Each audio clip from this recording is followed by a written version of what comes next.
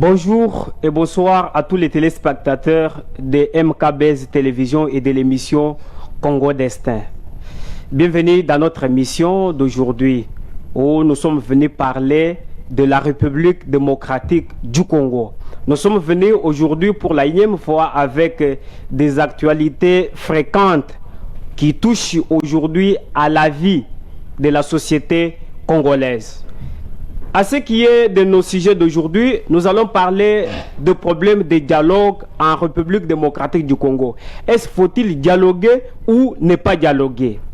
Nous allons parler aussi de la question de la révision ou la modification de la constitution de la République démocratique du Congo. Est-ce qu'il faut modifier la constitution de la République démocratique du Congo ou il ne faut pas la toucher?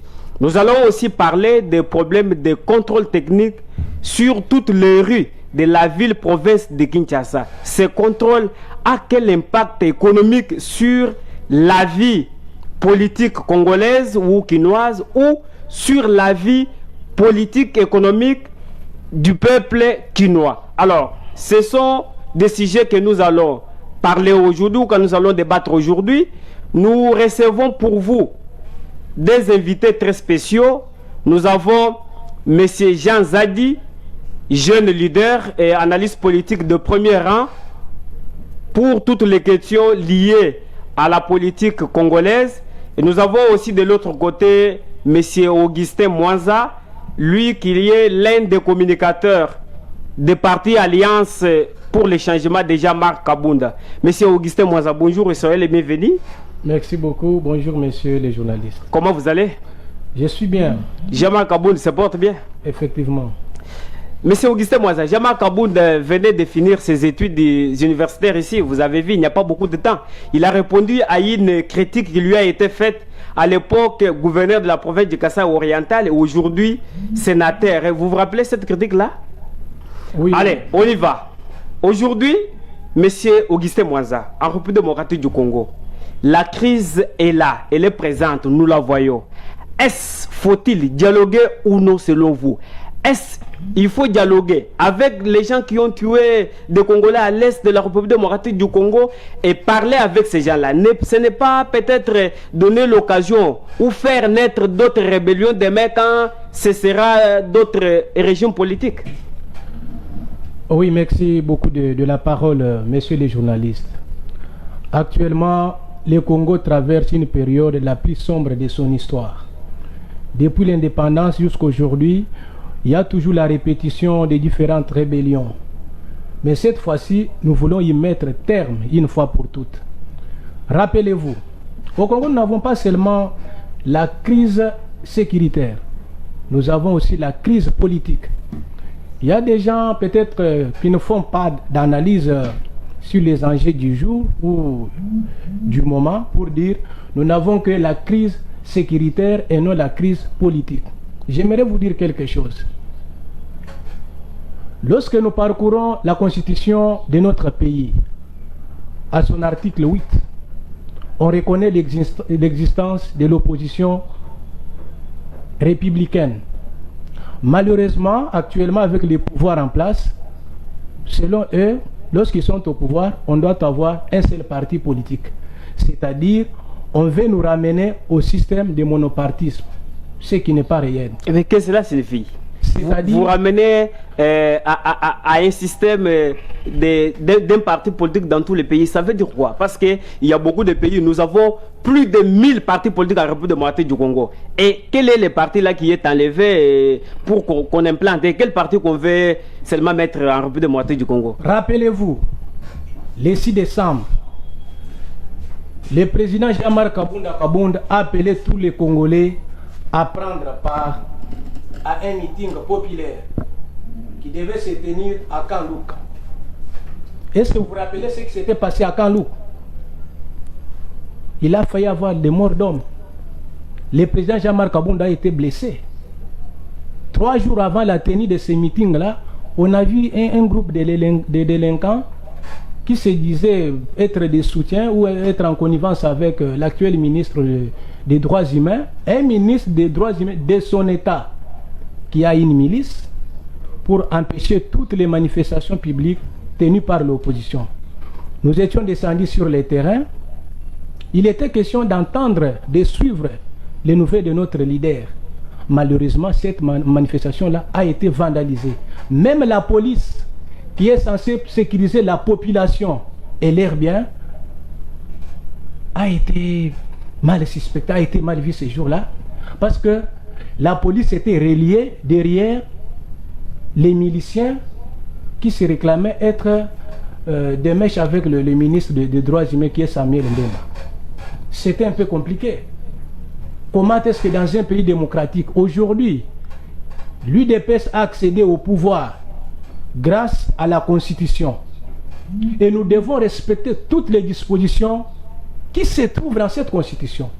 Malheureusement, selon l'Union sacrée et l'UDPS, celles qui ont les monopoles de parler ou de tenir des manifestations, c'est seulement les partis politiques affiliés à l'Union sacrée. Mais quelle manifestation de l'Alliance pour les changements qui a été annulée par les gens de l'UDPS ou les militants de l'UDPS, ou qui a été boycottée? La Constitution dit ceci. L'opposition congolaise doit bénéficier des mêmes privilèges que la majorité au pouvoir.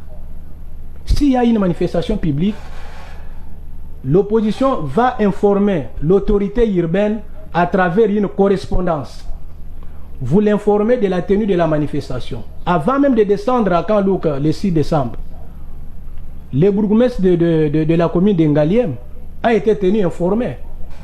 Mais lorsque nous sommes arrivés sur le terrain pour suivre notre leader, la manifestation a été étouffée. On est allé loin jusqu'à blesser même le président Kabound, l'espoir de tout un peuple. Et vous appelez ça musulman de l'opposition? C'est ça ce que vous appelez? Mais sinon, nous avons besoin de l'ouverture de l'espace politique. Même aux États-Unis d'Amérique, nous avons des camps. Nous avons les républicains et les démocrates. Pourquoi est-ce qu'ici au Congo, on ne fait pas entendre quelqu'un parler de l'opposition? L'ouverture doit être affilié à la majorité. L'ouverture de l'espace politique. Et récemment, le président de l'opposition, en 2025, il avait tendu la main à l'opposition, et vous, de l'Alliance, vous n'avez pas répondu à l'appel du chef? Non, on ne pouvait pas y aller. Pourquoi? Parce que premièrement, notre leader a été incarcéré injustement.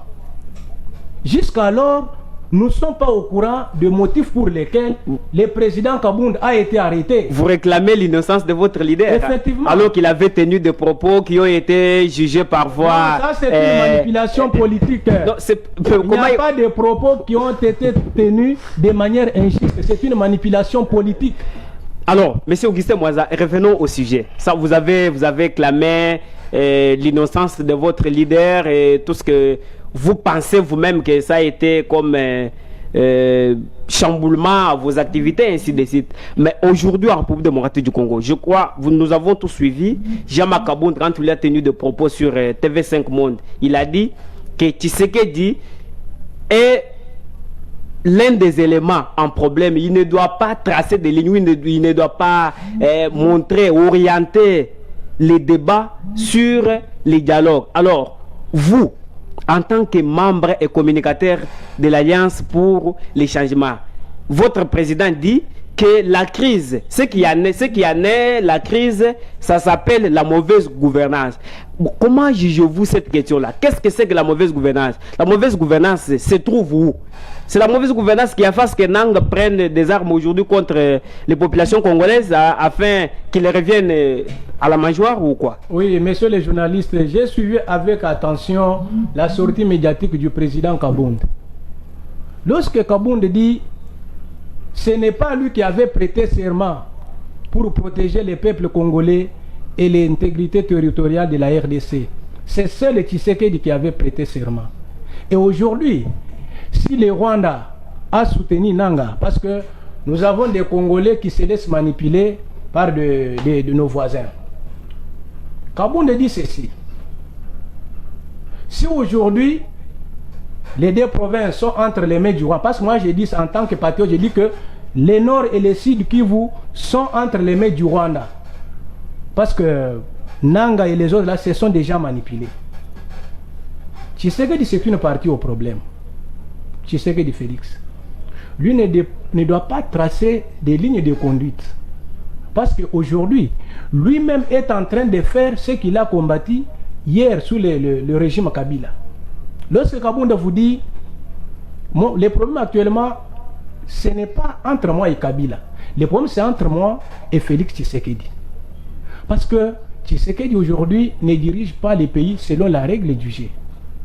Il ne dirige pas les pays de manière démocratique. Lui-même, c'est un vrai démocrate. Je peux vous dire aujourd'hui que les seuls Congolais qui incarnent l'idéologie de Etienne Tshisekedi Mulumba aujourd'hui, c'est M. Jean-Marc Kabunda. Monsieur Augustin Mwanza, oui. Qu'est-ce que Jean-Marc Kabunda préfère faire de nouveau qu'il n'a pas pu faire lorsqu'il était à la major? Qu'est-ce qu'il veut faire réellement? Effectivement, vous devez retenir une chose. On est des hommes de lettres. On dit qu'il faut quitter la chose avant que la chose ne vous quitte. Qui aujourd'hui de l'IDPS, qui aujourd'hui de l'Union sacrée de la nation, peut être président du parti présidentiel, premier vice-président de l'Assemblée nationale, il est député national, il prend la décision de démissionner et de s'éloigner de toutes ses fonctions pour rejoindre l'opposition. Parce qu'il a découvert que la gestion qui est mise en place n'est pas de nature à donner les sourires aux lèvres de Congolais. Et cette gestion-là a été mise en place par Kabunda aussi, parce que c'est lui qui était président du parti. Donc, nous disons que la crise que nous avons aujourd'hui, on les suppose que c'est Kabunda qui a fait que nous ayons cette crise. Parce que c'est lui-même qui s'est battu pour le pouvoir. Et après, il le tourne Kazakh. Donc, on comprend il sait ce qu'il avait fait. Rappelez-vous. Ouais. Au premier mandat, dans les 2 premières années, Kabunda a découvert que c'était l'FCC, les mariages qui étaient signés entre le FCC et Cash, qui ne faisaient pas marcher le pays. C'est Kabunda qui a mis terme, qui a mis fin au mariage entre Joseph Kabila et Félix Tshisekedi. Et cela devait donner lieu au développement et au décollage de la RDC. Malheureusement, qu'est-ce qu'il a constaté? Quelle que soit toute son implication pour dissoudre un peu, pour mettre en division Tshisekedi et Kabila, les pratiques étaient répétitives.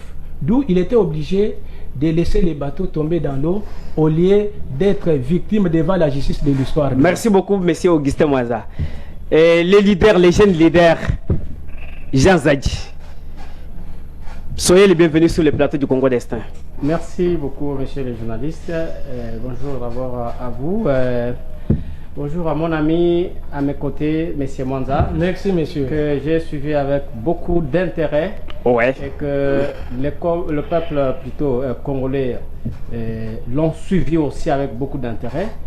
Nous venons pas pour se parler, mais nous venons parler à ceux qui nous écoutent. Donner des solutions. Exactement. Ouais. Ceux qui nous écoutent, c'est le peuple. Et c'est le peuple qui attend de nous quelque chose.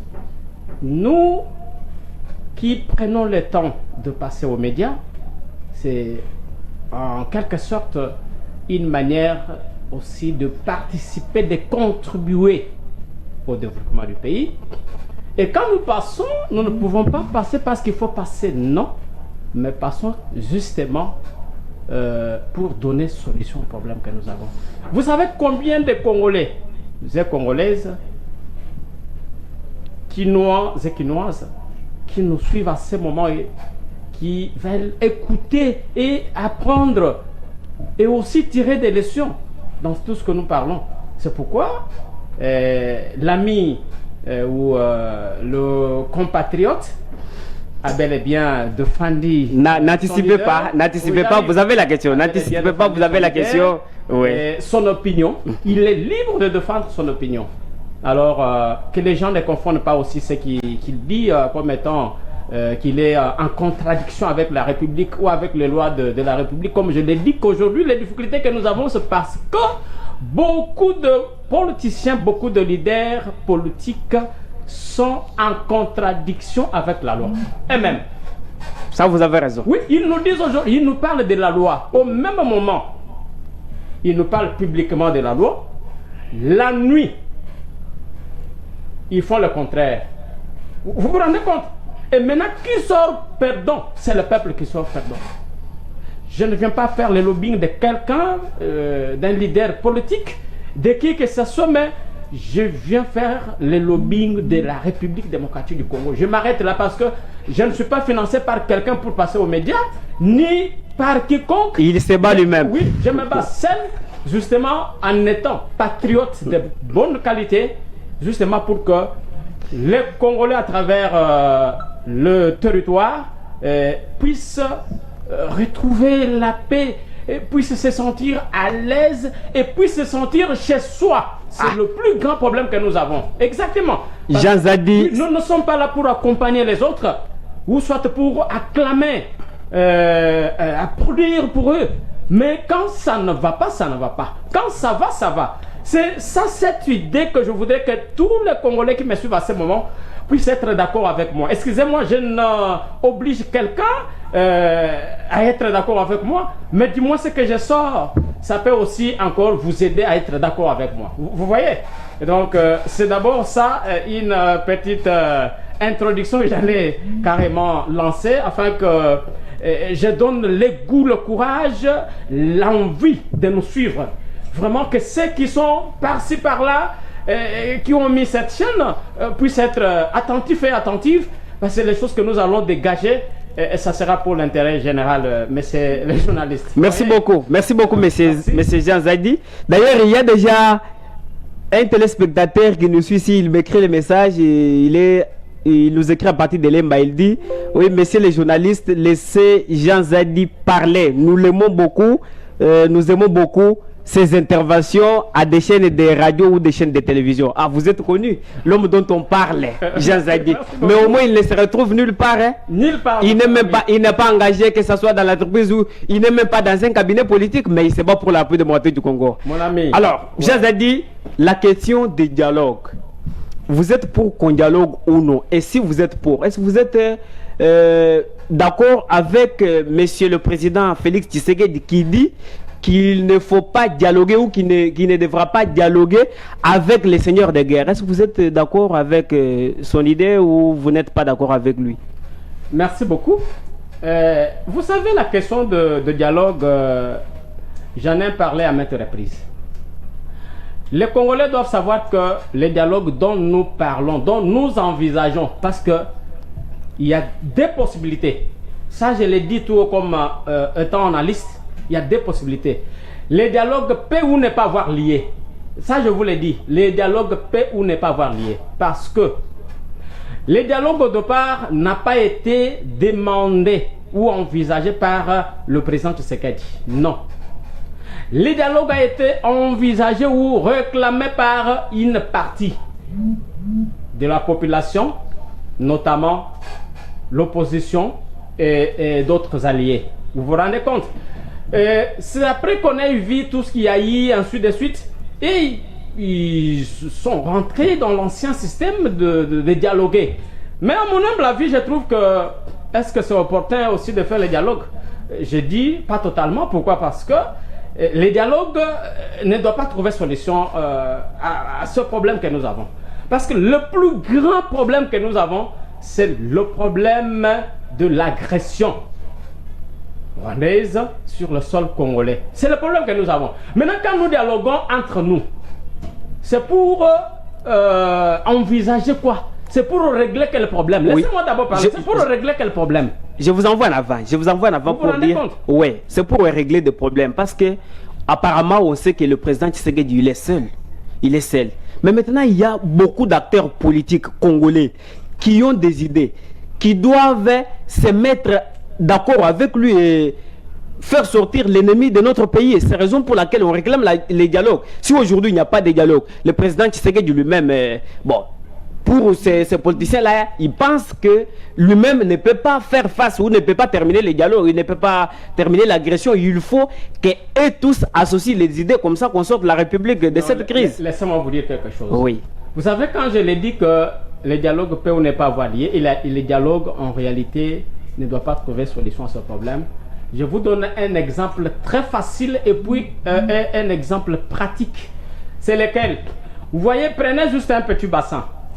Ce petit bassin, vous prenez de l'eau, vous mettez là-dedans. Donc, vous pouvez renfermer le récipient ou pas. Et prenez l'huile rouge, l'huile de palme, mettez là-bas. Mettez également aussi l'huile, n'est-ce pas, d'arachide. Quand vous mélangez ces deux catégories d'huile, vous faites ce mélange-là, vous voyez ce que ça va donner. J'ai dit, vous voyez ce que ça va donner. Vous aurez difficile à découvrir l'huile rouge et à découvrir aussi l'huile en fait de cacao. Ça sera un problème sérieux. Un problème très sérieux. Ça, c'est le premier exemple.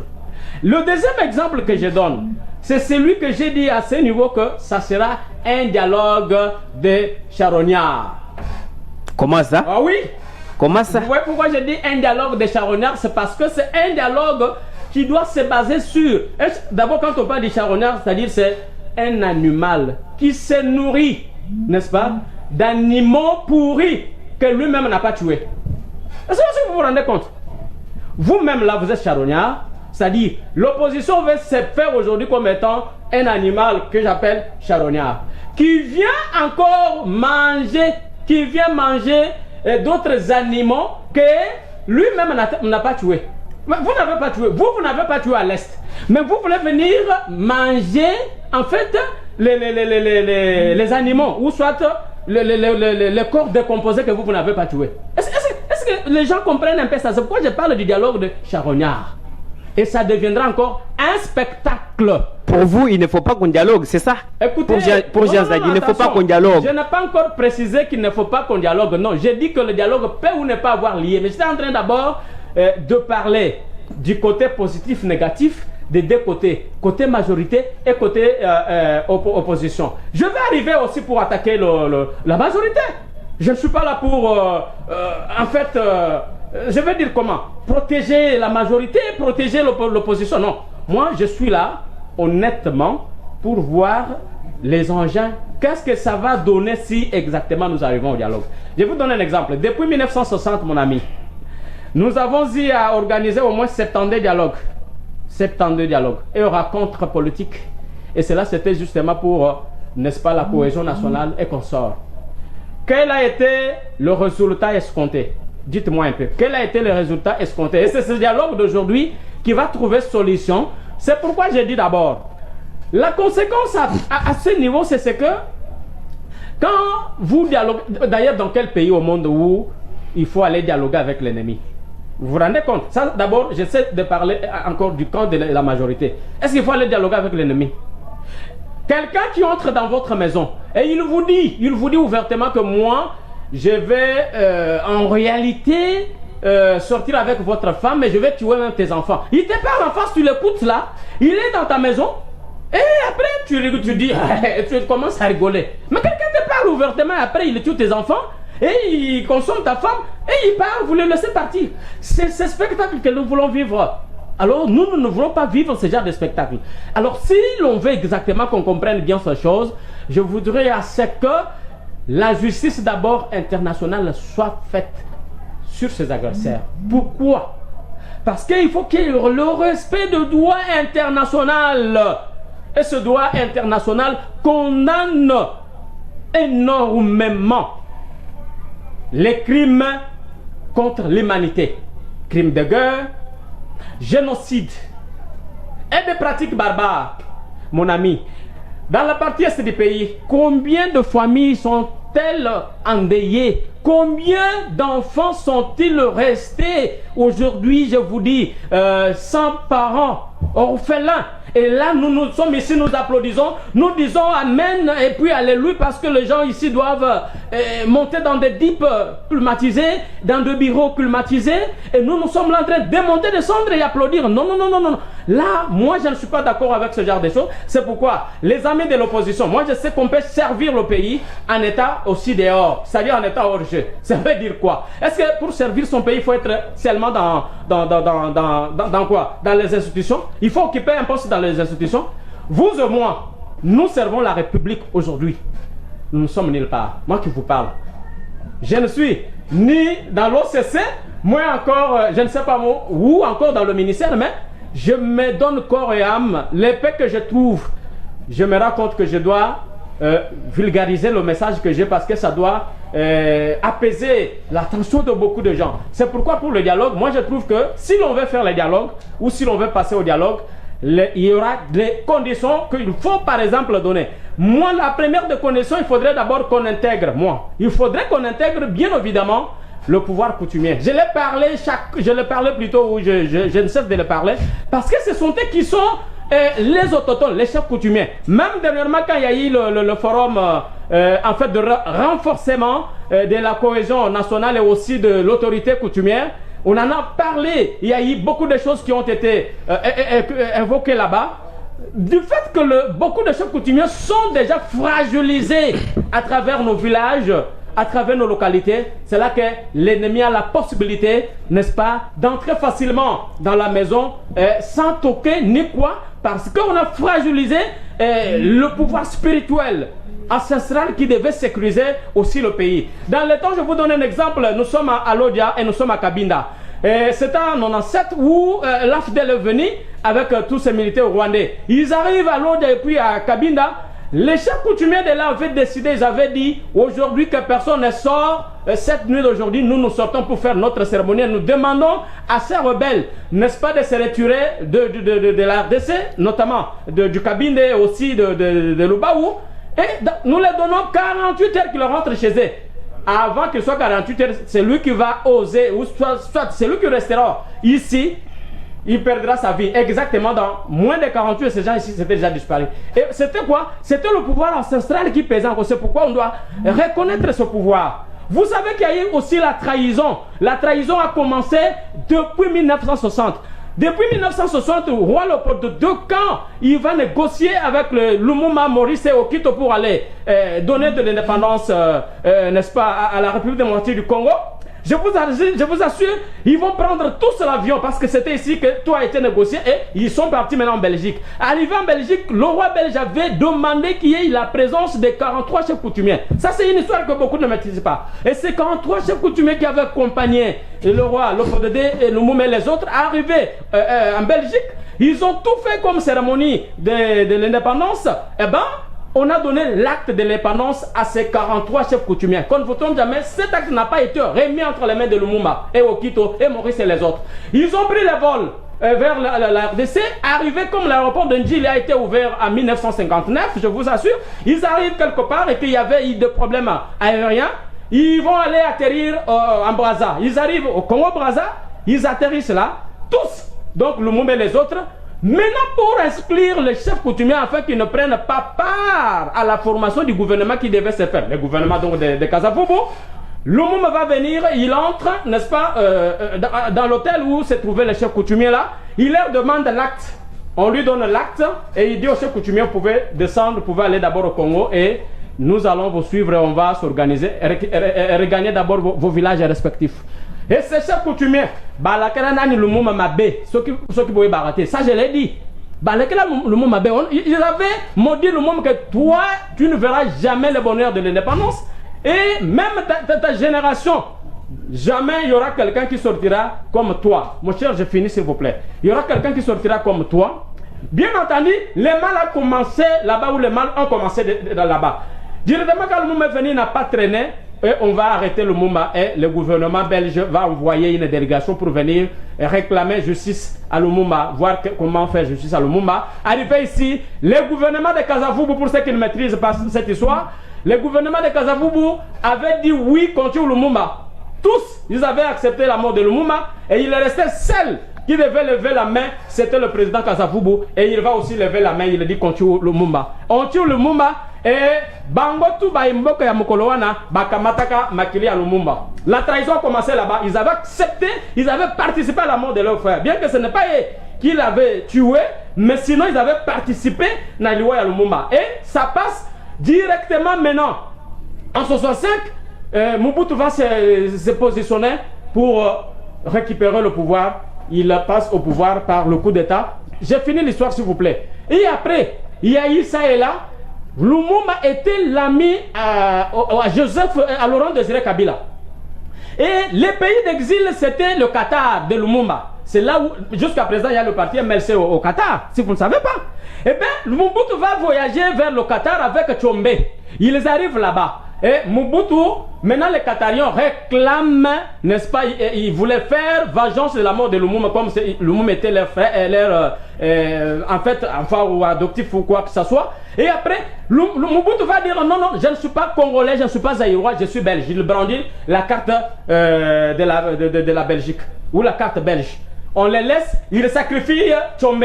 On tire Tchombe au Qatar et on met Tchombe dans l'avion, on l'amène jusqu'en Algérie et on va dire que l'autre a été joué en Algérie. J'ai fini déjà. Arrivé là-bas, directement, Laurent Désiré Kabila va venir, il fait tuer aussi Mobutu. Maintenant, Laurent Désiré Kabila existe encore, c'est lui qui le remplace. D'après les informations, on dit qu'il participera aussi à sa mort. Maintenant, c'est lui qui est venu. Aujourd'hui, c'était encore qui? C'était Joseph Kabila, le président honoré Joseph Kabila. Eh bien, il quitte le pouvoir bonnement. Et après qu'il est parti, il pose encore un souci qu'il faut que Tshisekedi soit dégagé. Il faut que Tshisekedi, mais il faut que Tshisekedi soit tué. Tshisekedi à son tour aussi, il faut que Kabila soit condamné, soit arrêté, soit tué. Ça c'est vice versa. Donc, Ezam Moli Mouanao et Banda depuis l'indépendance style l'eau. C'est pourquoi on doit recourir au chef coutumier pour qu'on règle cette affaire. C'est les difficultés que nous avons. Ça, c'était l'historique que je donne parce qu'aujourd'hui, vous voyez. Donc, chaque président qui vient, c'est lui qui le succède, il veut toujours les tuer. Donc, ça, c'est comment que Banda Wana. Et qu'aussi, là, il faut qu'on règle ça. Ça, j'interpelle les autorités à faire appel au chef coutumier. Mais c'est le président de la République. S'il vous plaît, si on ne vous a pas dit ce secret, essaye carrément d'appeler tous ces gens ici. Je l'ai dit tout haut parce que tout ce que nous disons, dialogue et ceci, cela, ça ne donnera pas solution tant qu'il y a des problèmes majeurs internes, n'est-ce pas, que nous n'avons pas encore fini, qui sont spirituels. C'est à ce niveau là-bas, je dis que nous n'allons pas trouver solution parce que le dialogue ne donnera solution qu'au partage des gâteaux. Qu'est-ce que c'est ça la cherche? Qu'est-ce que Jean-Marc Kabonda cherche? Qu'est-ce que ceux qui sont au pouvoir cherchent? C'est le pouvoir. Tout le monde cherche le pouvoir. Alors personne n'est là pour venir régler les problèmes, par exemple de la guerre, afin que nos frères soient à l'aise. C'est pourquoi je ne m'oppose pas totalement, mais les quelques conditions que j'ai données et après, il fallait qu'on voie comment régler cette situation de dialogue. Que le peuple lui-même puisse dire oui ou non, afin qu'il y ait dialogue. C'est-à-dire qu'on devait passer par un mouvement référendaire, une loi référendaire, d'où on devait faire, n'est-ce pas, descendre les députés dans des circonscriptions respectives et également les chefs coutumiers, interroger la population. Voudriez-vous plutôt qu'on dialogue avec ces gens-là ou pas? Mais vu les conditions données par le président Tshisekedi, quand il dit que le dialogue va se faire selon mon format, rassurez-vous, messieurs, que à même un moment, il a dit oui et non. Il a dit oui et non. Ce qui veut dire qu'il y aura ou pas. Donc, que les Congolais les sachent pareil. Donc, moi, je trouve que le dialogue, si exactement il y aura dialogue, qui est dialogue pour régler d'abord le problème dans la partie CDP, parce que c'est le plus grand problème qui nous guette. Merci beaucoup d'abord pour cette petite analyse que nous avons faite. Je pense que les Congolais nous ont totalement suivis. S'ils nous donnent raison, oui. S'ils ne nous donnent pas raison, je pense que le peuple a le libre arbitrage de faire, n'est-ce pas, ou soit plutôt, oui, de faire usage de ce que nous parlons, si ça le plaît ou pas. Merci. Chers téléspectateurs, je vous rappelle que c'est Jean Zadi, l'analyste politique. C'est comme ça avec lui, hein, partout, sur tous les plateaux où il passe, ça a toujours chauffé ainsi. Hein. Pour Jean Zadi, il ne faut pas qu'il y ait des dialogues, mais plutôt qu'il y ait l'institution du pouvoir coutumier, qu'on reconnaisse le pouvoir coutumier en République démocratique du Congo. On va mettre fin à tout ce qui est comme agression, tout ce qui est comme coup d'État dans le pays et il y aura la paix. Alors, je vous rappelle ici que nous avons Jean Zadi, analyste politique, et M. Augustin Mwanza, cadre et communicateur de l'Alliance du changement, parti cher à Jean-Marc Kabonda. Alors, M. Jean Zadi, on commence avec vous. Vous avez suivi l'intervention du professeur Modeste Bahati Lukwebo. Le professeur Modeste Bahati dit que tout ce qu'ils disent au président de changer la constitution, de modifier la constitution, ce ne sont que des flatteurs. Parce que le pays n'a pas de problème de texte, mais plutôt de problème d'homme. Partagez-vous cet avis ou peut-être le professeur Modeste Bahati Lukwebo a trahi le président de la République parce que lui étant comme son allié fidèle, l'allié le plus silencieux de l'Union sacrée. Partagez-vous cet avis? Oh là là là. Messieurs les journalistes, vous me faites rire.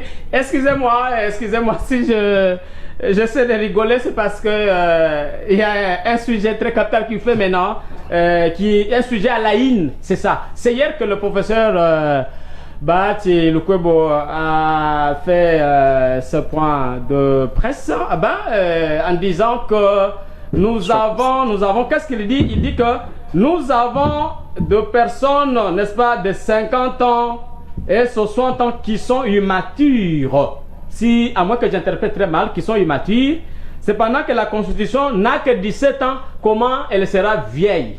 Ça, c'est lui. Alors, et que ceux qui sont à côté du président de la République doivent lui dire la vérité, en lieu et place, n'est-ce pas, de le flatter.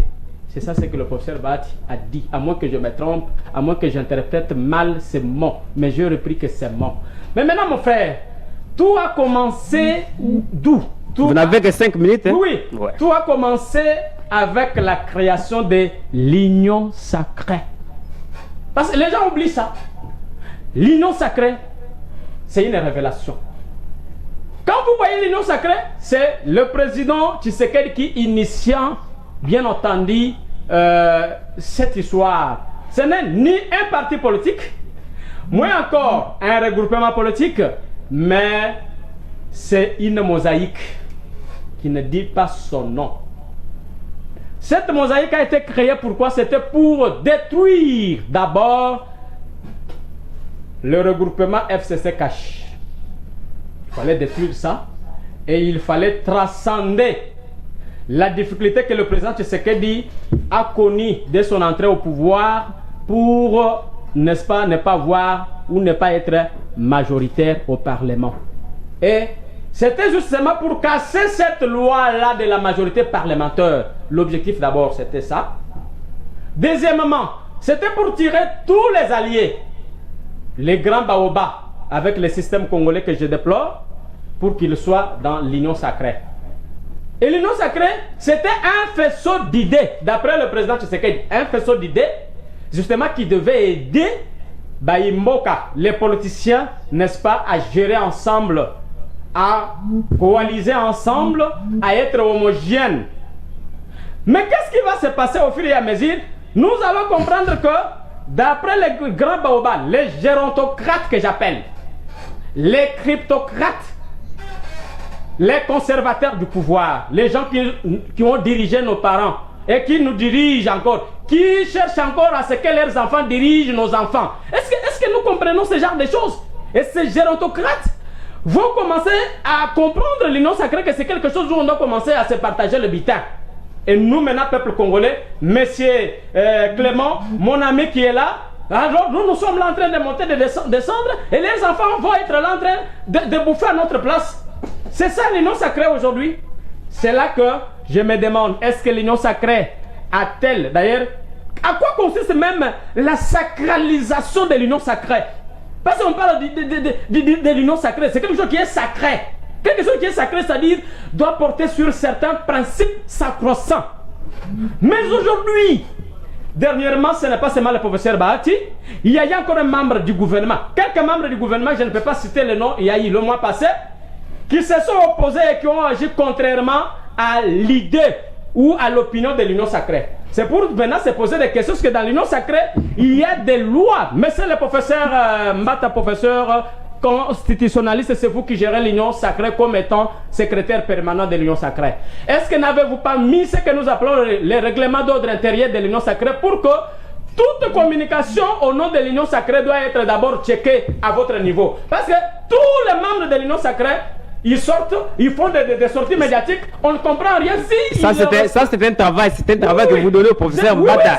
Vous lui donnez un travail parce que... Je ne sais pas s'il respecte exactement l'idéologie et la vision du président de la République. Comment le président de la République lui dit autre chose et maintenant d'autres personnes sortent dans leur peau, ils disent autre chose. Et maintenant qu'il y a toujours des idées divergentes, il ne faut pas dissoudre l'union sacrée et puis que chacun vague à ses activités politiques. Il ne faut pas dissoudre l'union sacrée. Parce que l'union sacrée, vous avez bien expliqué ici que c'était justement pour qu'il y ait, oui, c'est ça que disait là, à tout moment, que ces gens-là soient autour du président pour diriger ensemble les pays avec le président. Et maintenant, qui sont dans des divergences politiques. Est-ce qu'il faut continuer à soutenir? Il faut continuer, il faut que l'Union sacrée continue ou vous pouvez demander, vous pouvez donner des conseils à ces gens-là? Non, le conseil que je donne carrément, parce que le président de la République ne sache pas que ceux qui sont seulement à la présidence, ceux qui bouffent de l'argent, plus de 1000 conseillers là,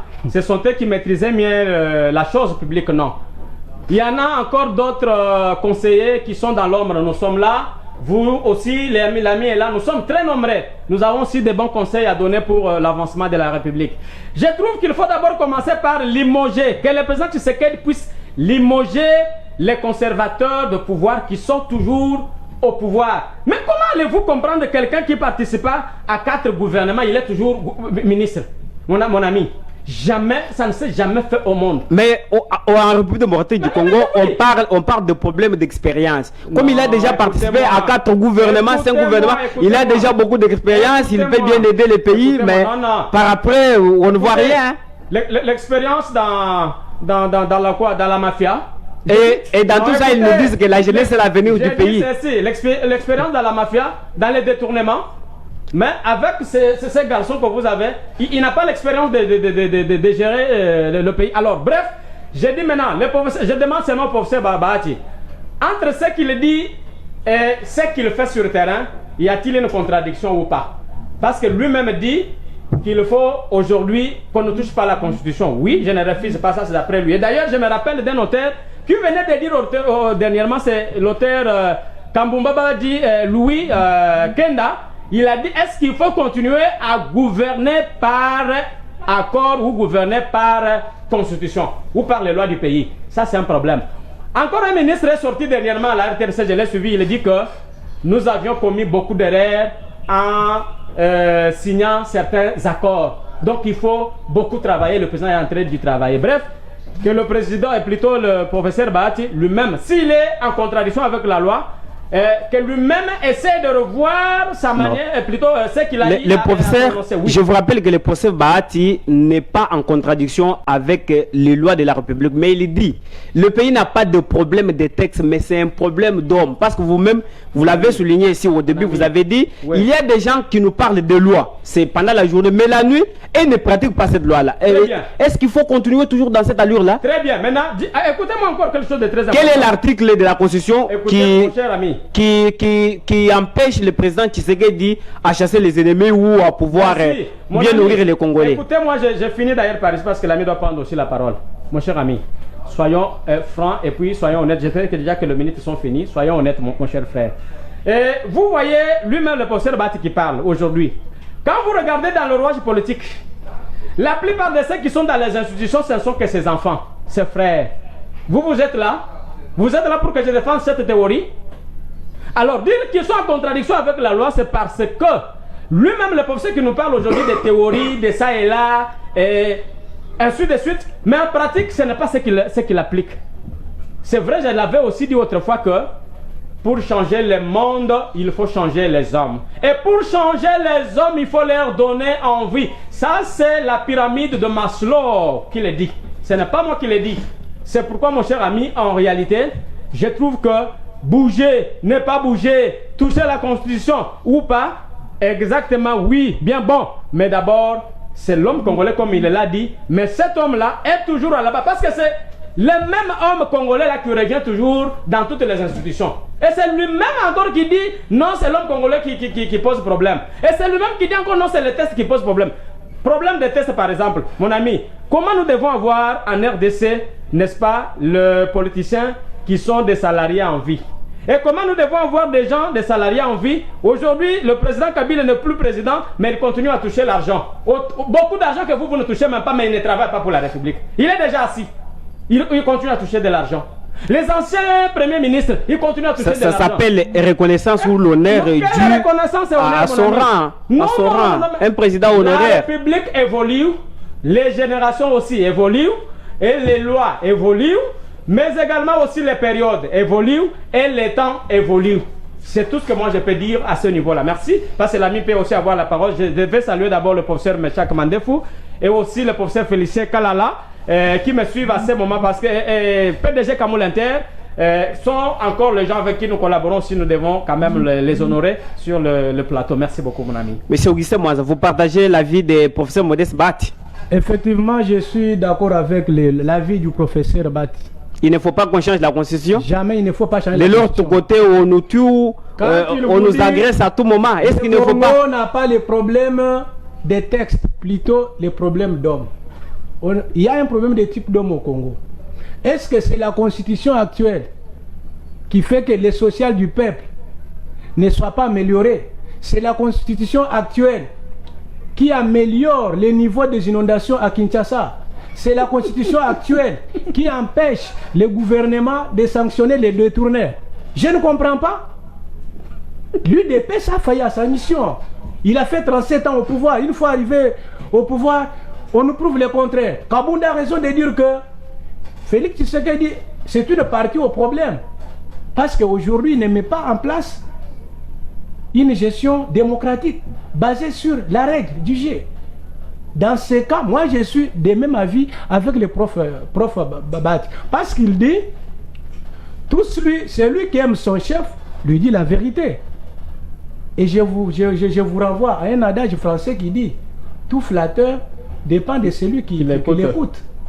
Comment est-ce que le président Tshisekedi peut continuer à écouter les flatteurs jusqu'à ce niveau? Merci beaucoup. Kabound lui-même a convoqué a sollicité merci la beaucoup. D'un dialogue merci pour beaucoup. Mettre toutes les parties autour de la table pour traiter les causes politiques et les causes sécuritaires pour trouver la paix dans la partie est de la République démocratique du Congo. Pour terminer, je tiens à saluer le président Jean-Marc Kabound qui me suit peut-être à travers ses assises. Je tiens à saluer mon président fédéral, M. Georges Lutoula, l'homme au mental d'acier. Je tiens à saluer M. Magloire Mumbere, c'est lui le patron de la vision Kabound, et aussi Izou Tondadio, les patrons de la cellule de communication pour le compte de la vision Kabound. Merci beaucoup. J'appelle tous les Congolais à venir assister au premier atelier de réflexion pour l'épanouissement de la fédération de Lukunga Nord qui aura lieu ce 15 mars. Nous sommes dans la commune de Kintambo. Je tiens à saluer tous mes camarades d'élite et mes combattants d'élite de l'Alliance pour les changements de toute la République de Merci beaucoup, chers téléspectateurs, de nous avoir suivis. Nous sommes presque à la fin de notre émission. Télévision Ezangunga. Nous sommes arrivés à la fin. Cette émission se passe sur cette chaîne de télévision MKBez. C'est une télévision que vous aimez trop et que vous suivez trop. L'émission Congo Destin se passe chaque jeudi de 15h juste à 16h juste. Restez connectés et restez toujours à la ligne pour suivre des informations, car nous venons ici avec des actualités et non des rédits. Cette émission, vous pouvez la retrouver sur YouTube. Écrivez, allez sur YouTube, cliquez Congo Destin TV, vous trouverez cette émission, même sur Facebook, sur YouTube, sur Instagram, dans les mêmes noms, vous allez toujours trouver cette émission. Je vous dis merci de votre sympathique attention, de nous avoir suivis. Ciao, on se revoit la semaine prochaine. Merci.